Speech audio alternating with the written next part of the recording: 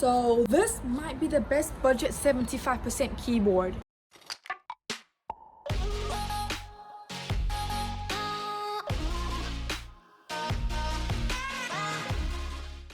Hi, it's me again, and today we're gonna build the mg75 from Monsgeek. Monsgeek is Acco's sub-brand and they sell budget keyboard. To the unboxing.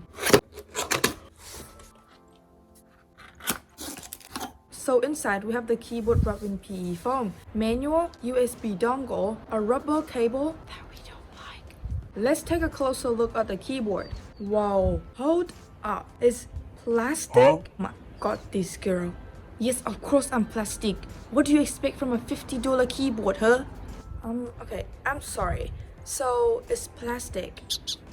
Nah, I'm just kidding. Plastic is fine. What I have here is a black keyboard. There's also white for someone who wants a white keyboard. Before we open up this keyboard, I can already see that it came with a purple stabilizer from Acco. I see quite a lot of Acco pre-built have this stabilizer. Let's open up this keyboard. So there are just way too many screws in this keyboard. A total of 15 screws.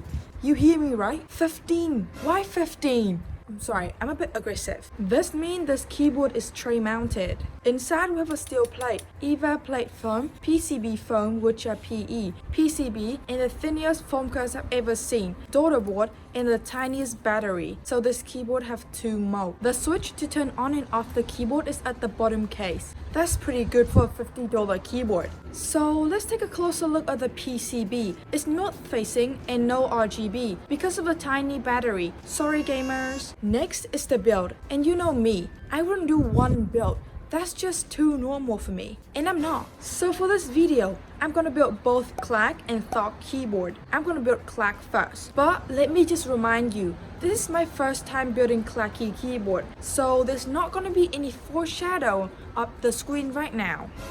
What I would usually do first is loop switch and mode stabilizer. Oh yeah, and the switch I'm gonna use today is also from Acco, the Acco Palm Silver. Because I'm too lazy, I'm just gonna do this.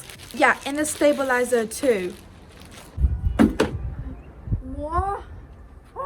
Yeah, next I'm gonna take out the PE foam and keep the foam case because the PE foam will make the keyboard sound deeper. And for the foam case, I watched Keyboard and he said that thinner foam case will make the keyboard sound clackier. And I'll be adding band-aid where the stabilizer are. The reason why I did this is because it's plate stabilizer, so it can have some wobble. If you don't do this, the stabilizer will dance like crazy. It's having a party. Hey!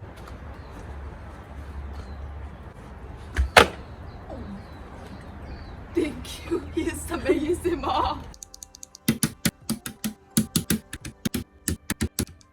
Also, do you guys want to hear the before and after of the stabilizer? Nope. Yes, I know you would say that.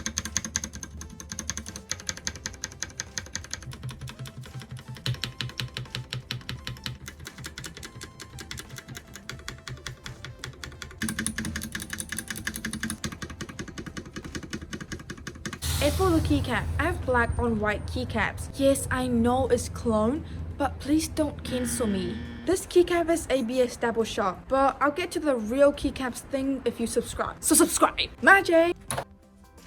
Now we are done with the clacky keyboard. Sound test at the end, by the way, is thought time! And I'll put more foam case in the bottom case because that thing will do absolutely nothing. Of course I'm gonna do the tape mode. My baby. Oh, that's kind of creepy. Sorry guys.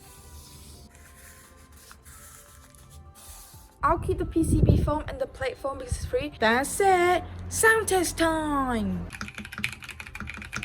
Okay, that does not sound clacky at all. But I have an idea. Run.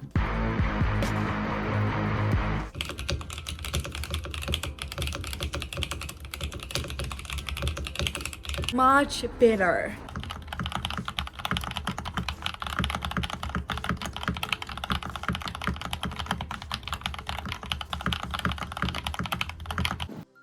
So, what's your thought on the mg75? Leave it in the comment down below. Bye!